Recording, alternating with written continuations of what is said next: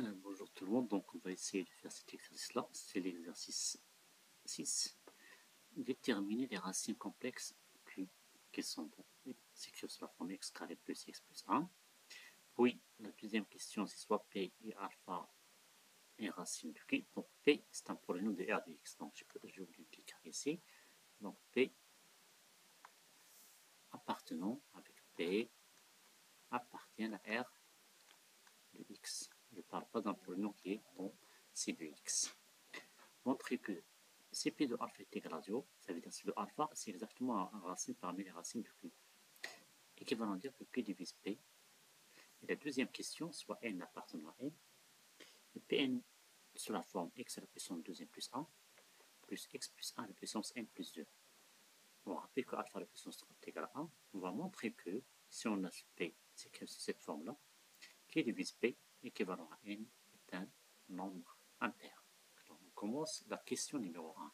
C'est qui sont simples. Donc premièrement, c'est déterminer la racine complexe de q. On a q est égal à x au carré plus x plus 1.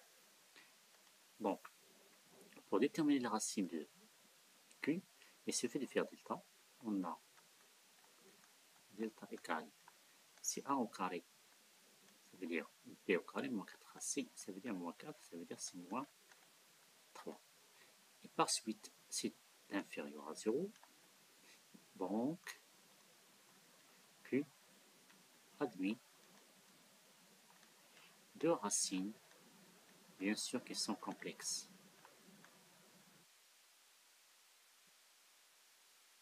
Et ces racines-là sont, puisque ce sont deux racines complexes, ça veut dire l'un est conjugué de l'autre, ça veut dire c'est alpha et alpha bar. Pour alpha, je peux prendre alpha par exemple, c'est moins p, ça veut dire moins, plus, ça veut dire c'est moins 1, plus moins racine carré de 3, ça veut dire moins i racine carré de 3. Celui-là, c'est moins, sur 2. Et l'autre, ça veut dire alpha bar, c'est la deuxième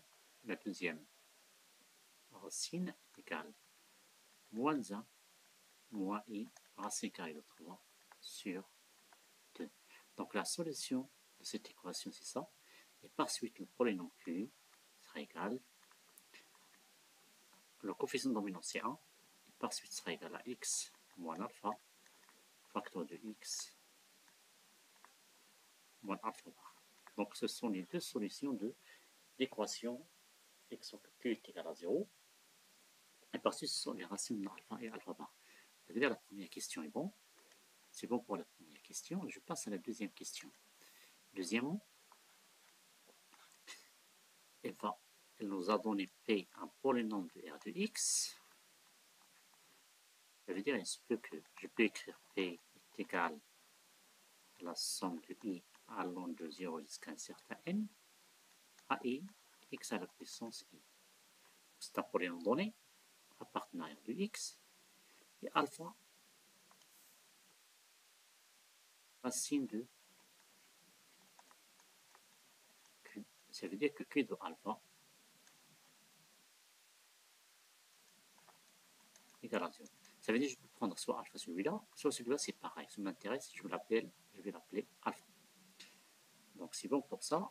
La question c'est de montrer que, on va montrer que si on a P de alpha égale à 0, ça implique que le Q divise P. Et inversement, ça veut dire si on a Q divise P, ça implique que, ça veut dire l'autre sens, P de alpha est égal à 0. Donc montrer l'équivalence suivante. P de alpha est égal à 0, équivalent à Q divise P. Donc je dois montrer les deux implications. Si c'est possible, je peux passer par l'équivalence entre les deux. Bon, moi je vais essayer de faire ça dans les deux implications. Par les deux implications, ça veut dire je vais montrer la première implication et la deuxième. Je vais commencer par là. Là en rouge, ça veut dire dans le sens inverse. On va montrer que ce sens-là. Ça veut dire, on va supposer On suppose que Q divise P et en montrant que P de alpha égale à 0. Je commence par Q divise P. Q divise P implique qu'il existe un polynôme C qui appartient à R de X tel que P égale à R C fois Q, Q fois C. Donc ça, c'est la division. Bien sûr, c'est avec un reste qui est égal à 0. C'est pour cela qu'on a dit C appartient à R de X. Bien sûr, c'est unique ce C-là, parce que Q, c'est déjà connu. Un unique C tel que P est égal à Q fois C. Mais par suite, ce qui implique, alors, P de alpha égale Q de alpha fois C de alpha. Je peux remplacer par alpha parce qu'alpha appartient à C. Je peux remplacer ici celui-là. Donc ça égale à 0. Or, Q de alpha égale à 0 entre parenthèses car alpha racine de Q. Ça implique que le P de alpha, puisque Q de alpha est égal à 0, ça veut dire cette partie-là c'est 0. Cette partie-là c'est 0. Parce que celui-là c'est 0. Et par suite implique que P de alpha égale à 0.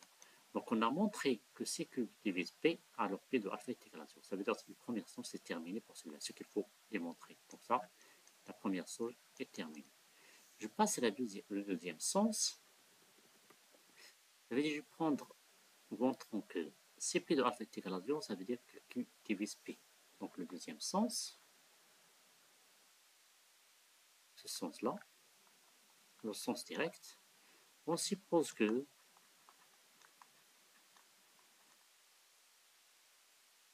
P de alpha égale à 0 et montrons que le Q va diviser le P. Ça veut dire qu'est-ce qu'on cherche à montrer? Donc la question, P de alpha est égal à 0, qu'est-ce qu'on a? On a P de alpha égale à 0. Ça implique que nous avons la division, ce qui nous donne que x moins alpha divise le P. On va montrer que, montrons que Q divise P, ça veut dire, on va montrer, c'est-à-dire, on va montrer que P, ça veut dire, c'est x moins alpha, facteur de x moins alpha bar, va diviser le P. C'est ça la signification de Q divise P. Ça veut dire les deux, x et moins alpha bar va diviser le P. On a tout simplement celui-là. Donc on a besoin que le deuxième va diviser le P. Ça veut dire, est-ce que, pour avoir ça, donc pour cela, il faut montrer que, donc il faut montrer que x moins alpha aussi bar va diviser aussi le P. Ça veut dire, on va montrer, c'est-à-dire, montrons que P de alpha bar aussi sera égal à 0. Donc c'est ça la question. Donc la question, c'est de montrer ça. On a déjà P de alpha est égal à 0, mais on a besoin de P de alpha bar pour que x moins alpha bar divise le P. Et aussi que si P1 divise un certain Q, et P2 divise un certain Q, le même Q, et en plus de ça, P1 et P2 sont promis entre eux, ça veut dire que ça implique que P1, P2 va diviser le P, ça veut dire le produit du P. Et c'est le cas ici. x moins alpha bar sont premier ordre parce que c'est déjà, on n'a pas de diviseur comme sont de premier degré et de racines différentes, donc sont premier ordre. Par suite, si l'un, celui de divise p, ça veut dire le produit des deux va diviser le p. On va montrer que p de alpha bar est égal à 0. On va calculer p de alpha bar.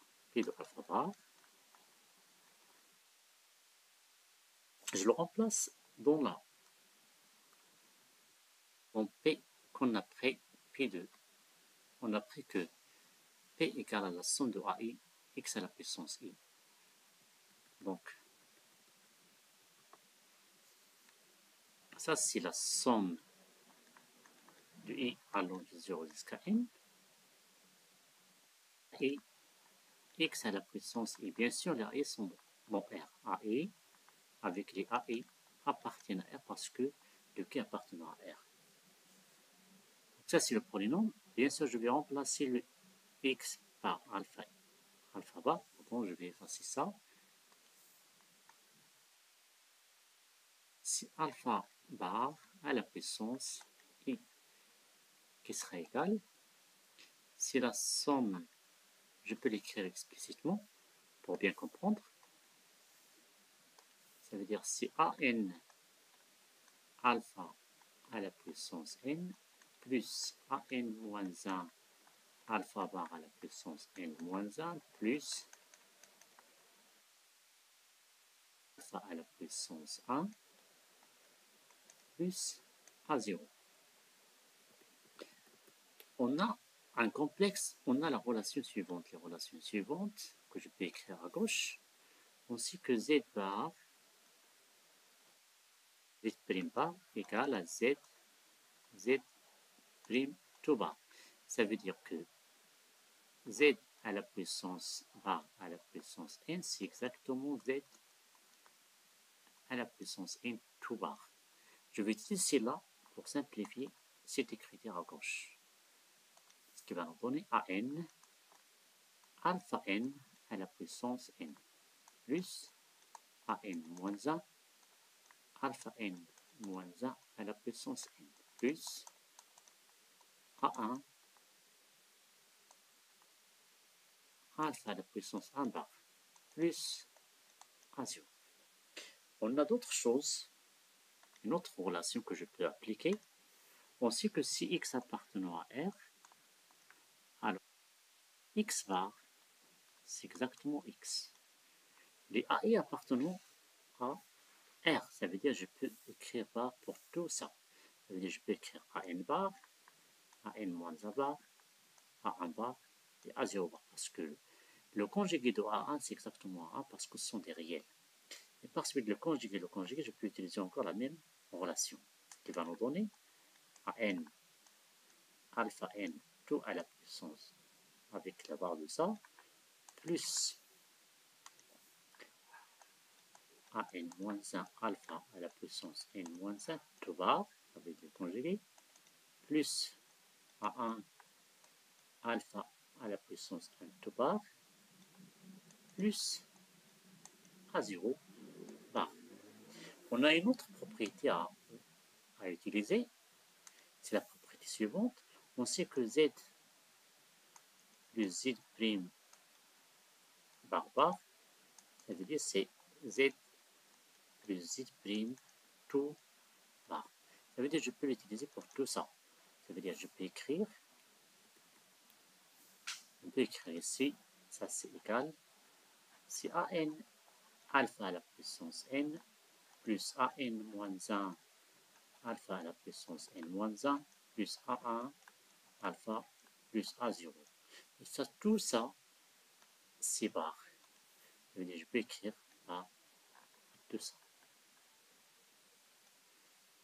Et c'est quoi ça? C'est exactement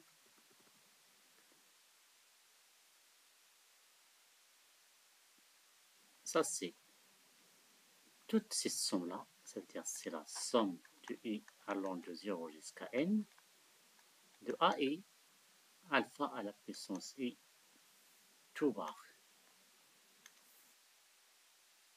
Ça veut dire c'est exactement P de alpha tout bar. Et on sait que P de alpha est égal à 0 parce que, d'après les données, on a P de alpha égale à 0. Ça veut dire qu'on a supposé que P de alpha est égal à 0. Par suite, ça c'est 0. Exactement, c'est 0. Donc on a trouvé que ça c'est 0. Ça veut dire qu'on a montré que P de alpha bar égale à 0. Et aussi que P de alpha égale à 0. Ça implique que x moins alpha bar divise P et x moins alpha divise P. Et puisque les deux sont premiers en trop, ça veut dire le PGCD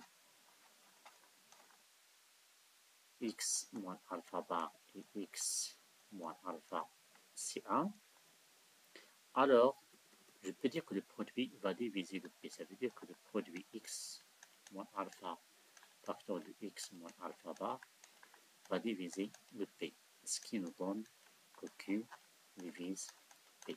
Donc on a montré la deuxième implication, ça veut dire cette implication-là, P de alpha, si P de alpha est vrai, ça veut dire Q divise P. Donc on a montré l'équivalence. Conclusion.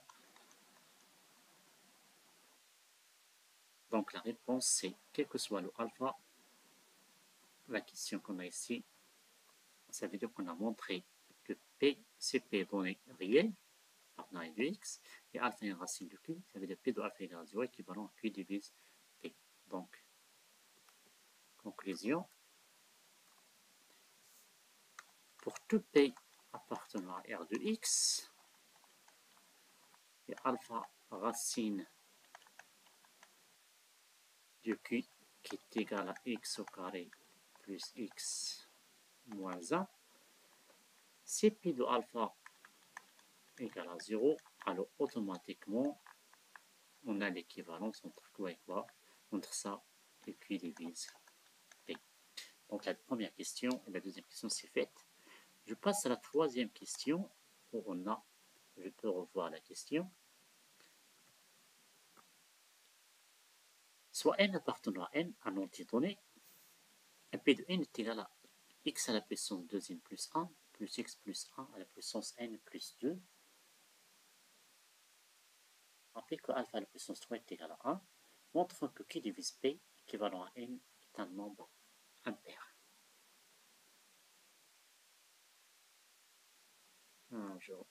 Soit n appartenant à n. Donc la question c'est,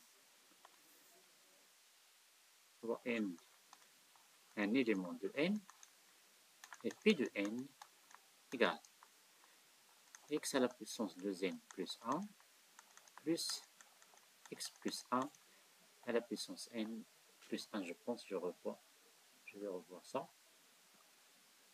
n plus 2, n plus 2, et on a alpha, la racine de q. Ça veut dire que q de alpha égale à 0, ce qui implique que alpha à la puissance 2 plus alpha plus 1 égale à 0, ce qui va nous donner que alpha à la puissance 2 égale à 1 plus alpha, ce qui va nous donner que alpha à la puissance 3 égale à moins alpha au carré. Ça veut dire que je peux remplacer ça est égal à 0, ça veut dire que ça est égal à 0, ça veut dire que alpha au carré égale à 1 moins alpha. Je peux le remplacer ici, ça veut dire que alpha à la puissance 3 égale, c'est moins alpha. Et je remplace alpha au carré par ça, ça veut dire c'est plus 1 plus alpha. Je veux dire, on aura ça, ce qui implique que alpha à la puissance 3 est égal à 1. C'est pour cela qu'ils ont dit que, on rappelle que alpha à la puissance 3 est égal à 1. Donc le alpha à la puissance 3 est égal à 1. On a trouvé ça à partir de cette équation-là où on a remplacé le alpha. Donc seulement, j'ai fait la démonstration de ça. Donc ça est vrai toujours.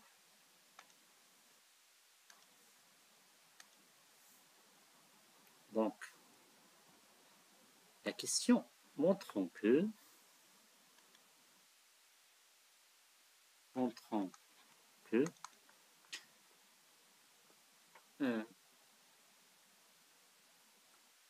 Q divise P équivalent N et ampère.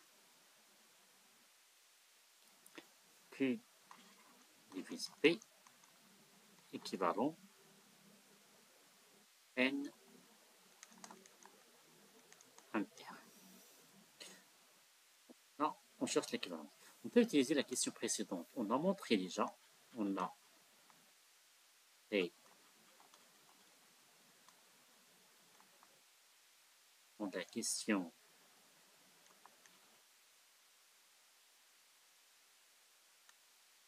numéro 2 que Q divise P équivalent P de alpha égale à 0. Donc, je continue l'équivalence. P de alpha est égal à 0, ça veut dire que je vais remplacer par alpha ici. Ça veut dire si alpha à la puissance 2n plus 1 plus alpha plus 1 à la puissance n plus 2 égale à 0. D'accord? Ça veut dire que on a les propriétés suivantes. Je vais l'écrire à gauche. On a alpha à la puissance 3 est égal à 1, alpha au carré plus alpha plus 1 égale à 0. Ça veut dire que alpha au carré est égal à alpha moins 1. Ça veut dire que alpha plus 1 égale à moins alpha au carré. Je vais remplacer alpha plus 1 par moins alpha au carré. Ça veut dire que je vais trouver que c'est alpha à la puissance 2n plus 1 plus alpha plus 1, c'est moins alpha au carré. Ça veut dire c'est moins alpha à la puissance n plus 2. C'est bon? Ça, c'est au carré. Bien sûr, le moins, elle est à l'extérieur du carré. Égal à 0. Ça veut dire que ça, c'est alpha à la puissance 2n fois alpha. C'est bon, parce que c'est alpha puissance 2n plus 1, c'est alpha 2n plus alpha à la puissance 1, plus c'est moins 1 à la puissance n plus 2. Je sépare ça. C'est là, c'est bien sûr, je peux la séparer. C'est moins 1 fois alpha au carré. Ça veut dire c'est moins 1 à la puissance n plus 1 fois alpha à la puissance 2, tout à la puissance n plus 2 égale à 0. Ce qui est équivalent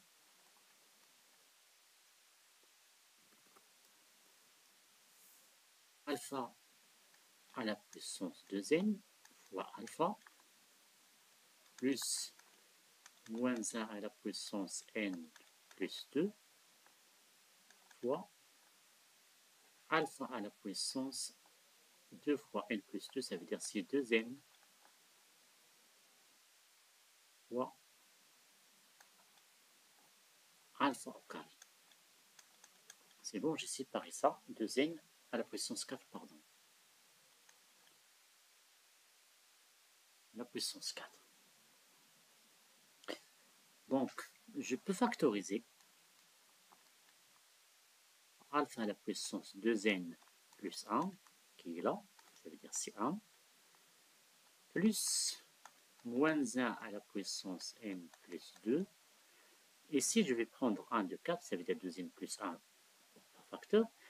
Il reste le alpha à la puissance 3, parce que ici, la puissance 4, c'est alpha plus fois alpha à la puissance 3, qui sera égal, bien sûr, tout ça, avec un facteur égal à 0. Puisque le alpha est différent de 0, parce que jamais, je ne peux pas avoir alpha égal à 0, sinon ça c'est fausse. Donc alpha est différent de 0, ça veut dire ça est différent de 0. Ça est impossible. Donc je dois avoir deux choses. Soit alpha à la puissance 2n plus 1 égale à 0, ce qui est impossible, ou 1 plus moins 1 à la puissance n plus 2 fois alpha à la puissance 3 égale à 0. Soit ça c'est impossible, parce que déjà, je sais que alpha différent de 0, 2n plus 1 différent de 0 toujours. La puissance d'un nombre différent de 0, c'est toujours différent de 0, ce qui implique que, alors, ça, 1 plus moins 1 à la puissance n plus 2 fois alpha à la puissance 3 égale à 0. D'après le donné, alpha à la puissance 3, c'est 1. Donc je peux remplacer alpha à la puissance 3 plus 1 plus 3 par 1, ce qui va me donner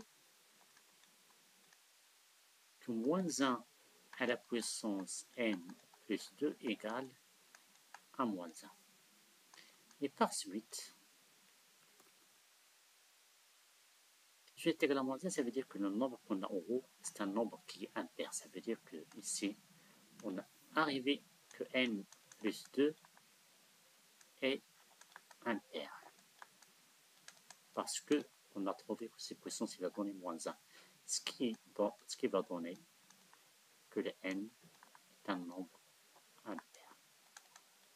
Donc on a terminé la démonstration par l'équivalence. Ça veut dire qu'on a commencé par Q divise P et par l'utilisation de la question précédente, ce qui va donner à la fin que n est impair. Conclusion, avec la fonction, le polynôme donné ici, ça veut dire ce polynôme-là, n, pour que je trouve que alpha est une racine de ce Pn, il faut que celui-là est impair. Donc P de n, conclusion, P de n de alpha égale à 0, ou là, pardon, Q divise Pn, équivalent dire que ce n-là, il faut qu'il sera un nombre qui est impair. Terminé pour l'exercice numéro 6, ça veut dire cet exercice-là, où on a montré que ce polynôme-là, un polynôme réel, et Q et alpha est un racine complexe de ce polynôme-là, j'aurai cette équivalence, et j'aurai cette équivalence pour cet exemple-là. Donc, bon courage pour cet exercice-là, et pour un prochain exercice.